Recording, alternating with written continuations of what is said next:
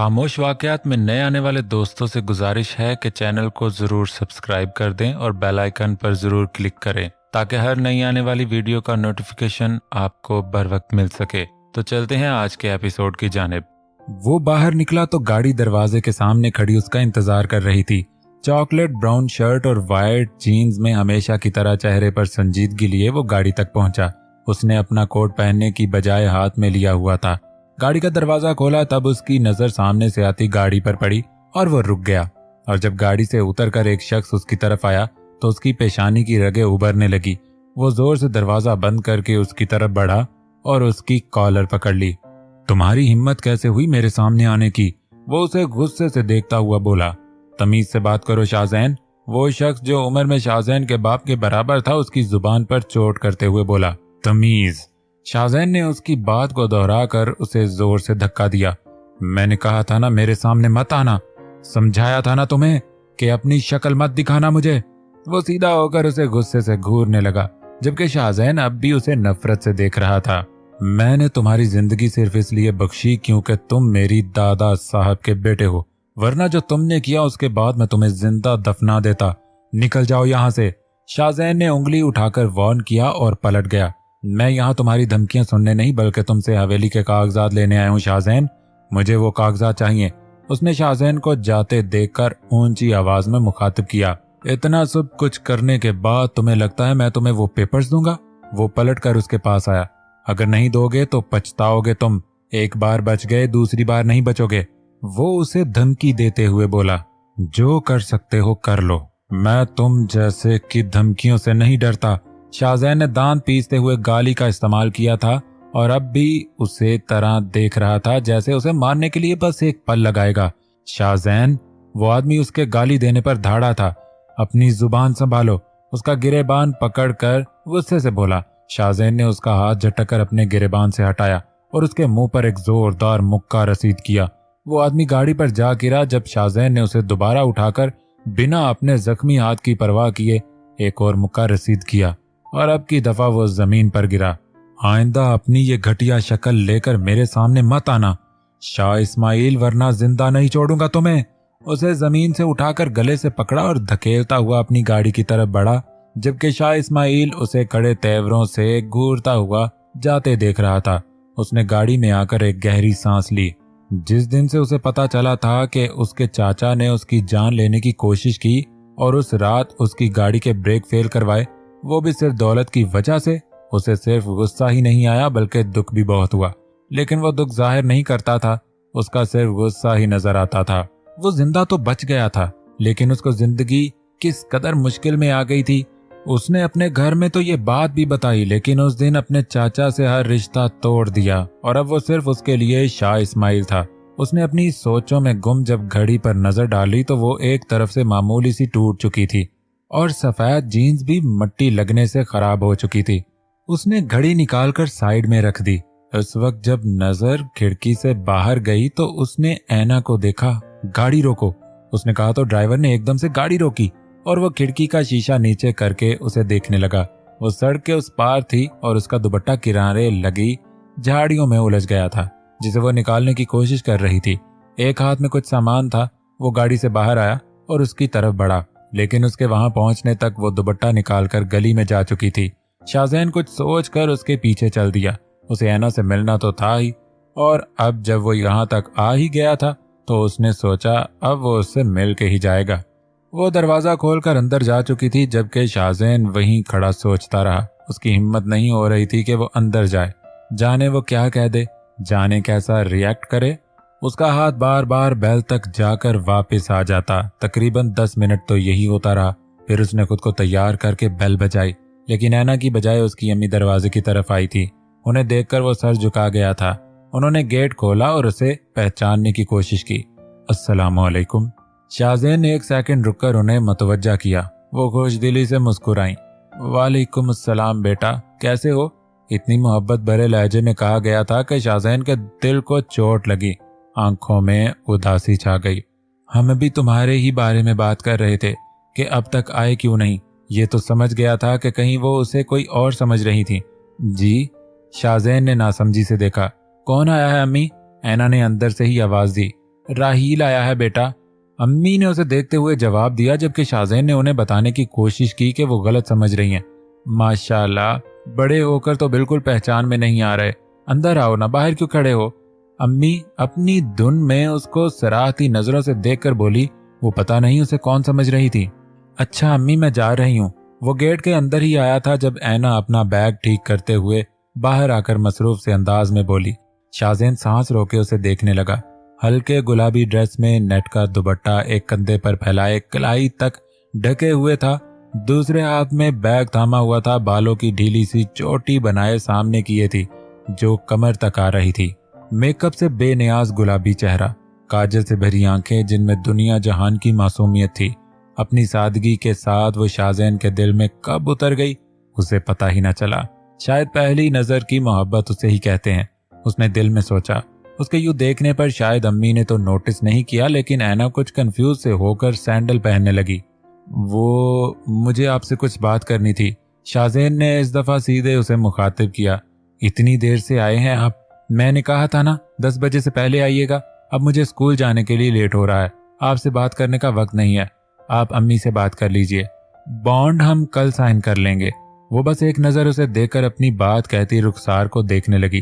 क्या है ना, 2 मिनट की तो बात है बेटा, कर लेना। रुखसार ने कहा। नहीं अम्मी, बस 15 मिनट बचे हैं और अभी रिक्शा भी ढूंढना पड़ेगा, मैं लेट नहीं होना चाहती। ऐना ने मुंह बनाकर अपनी परेशानी बताई। आइए मैं आपको छोड़ देता हूँ, शाहज़ैन ने धीरे से कहा, जिस पर वो रुखसार को देखने लगी, जिसने इशारे से कहा कि जाए उसके साथ। अच्छा आप ऐसा करें, सड़क तक मेरे साथ चलें, रिक्शा मिलने तक बात हो जाएगी। अच्छा अम्मी, अपना ख्याल रखिएगा, खुदा हाफिज।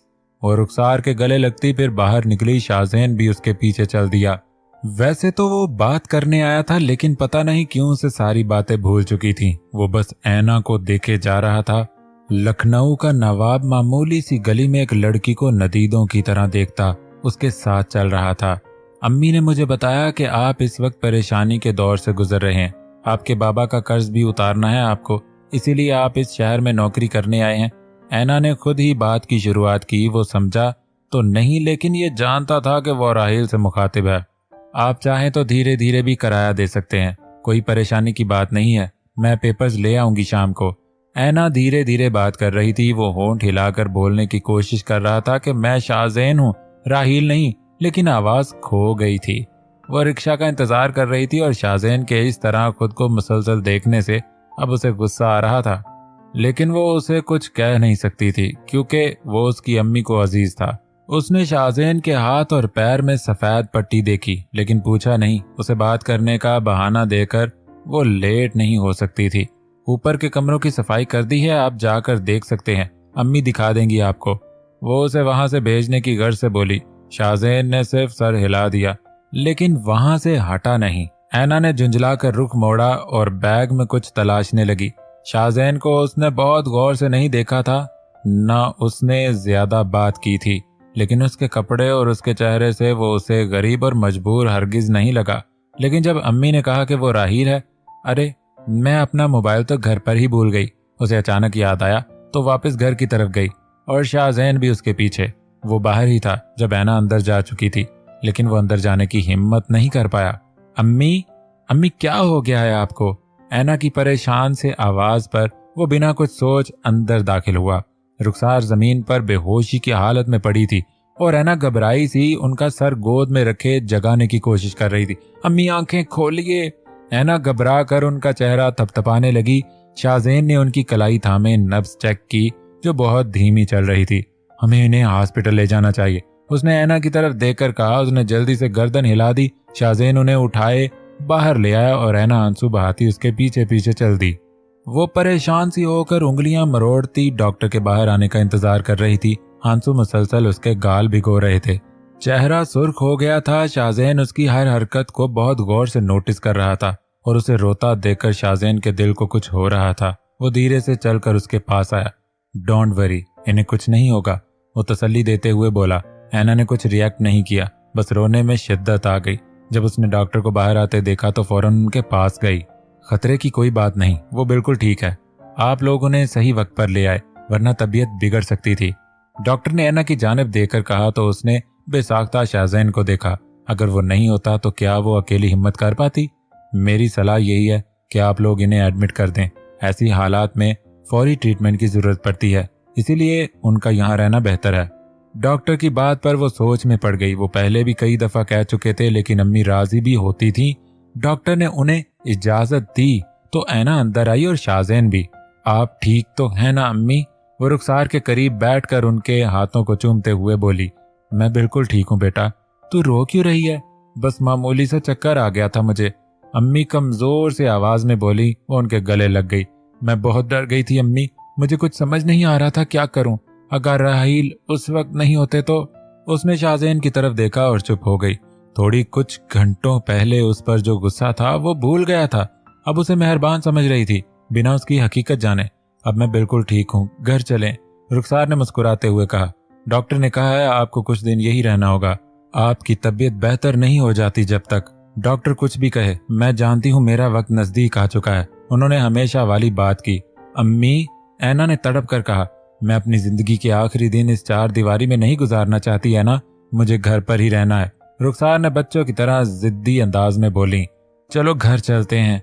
ऐना को उनके आगे भी हारना पड़ा। इस भागा दौड़ी में ही सारा दिन गुजर गया। बेचारे राहील ने घर भी नहीं देखा। घर पहुंचने के बाद शाहजैन उनके सामने वाले सोफे पर बैठा था।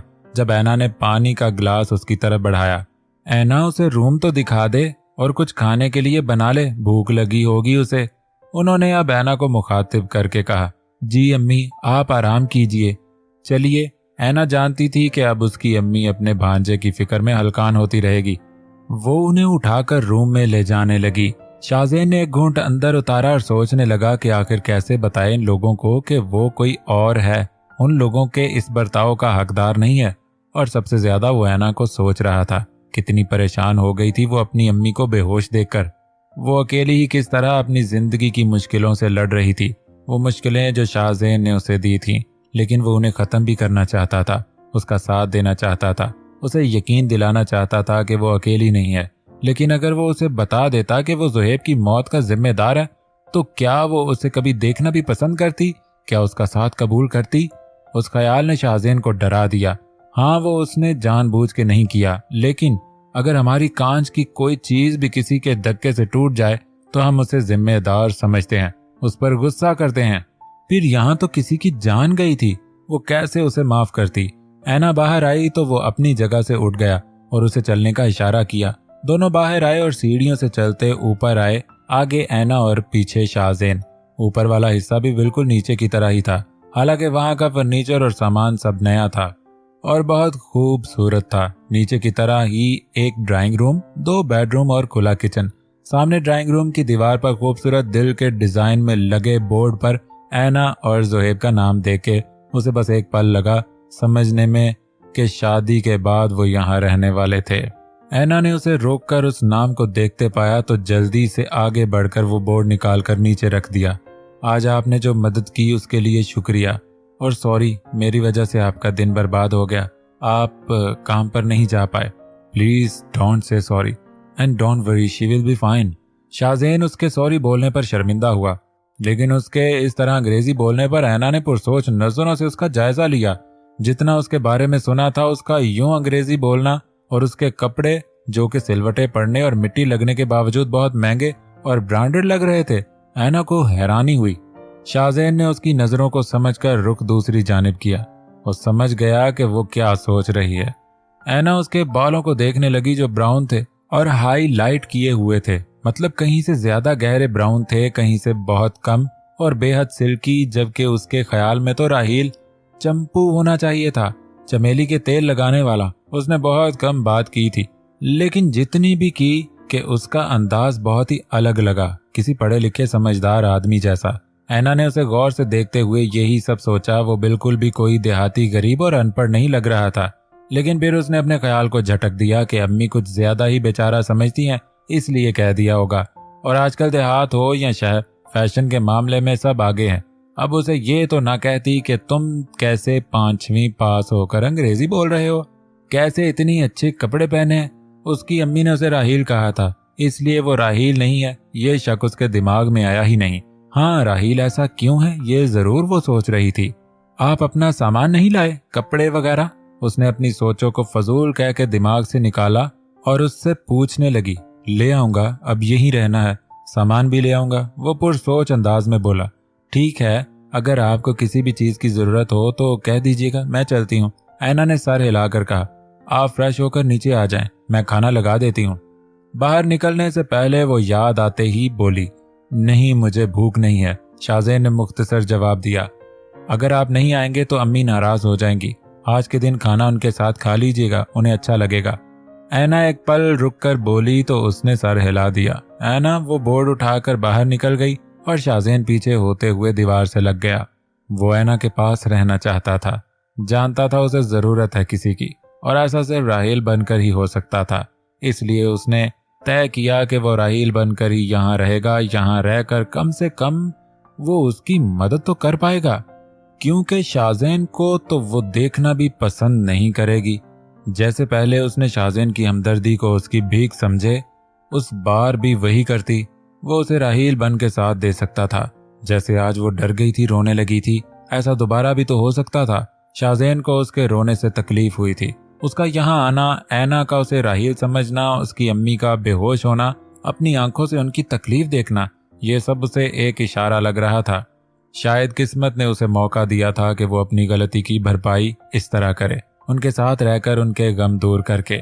उसने किस्मत के इस रुख को अपना कर राहील बनने का फैसला किया और खुद से वादा किया कि वो बहुत जल्द उन्हें अपनी हकीकत बताकर उनसे माफी मांग लेगा।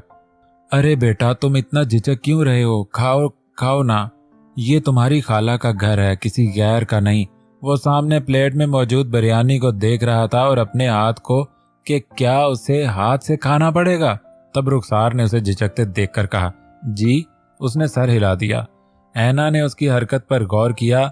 वो हाथ प्लेट तक ले जाता फिर रुक जाता। उसके हाथ में पट्टी बंधी थी, शायद इसलिए ऐना ने छोटा चम्मच उसकी तरफ बढ़ाया तो उसने ऐना को देखकर वो लेते हुए खाना शुरू किया। इतना मसालेदार वो कभी नहीं खाता, लेकिन इस वक्त वो राहील था। तुम्हारे हाथ और पैर में पट्टी क्यों बंधी है? कैसे लग गई ये चोट? रुखसार का ध्यान गया तो पूछने लगी। अब वो उन्हें क्या बताता कि आपकी भतीजी का गुस्सा खुद पर और अपने घर की मासूम मछलियों पर निकाला है। उसने ऐना की तरफ एक नजर देखा।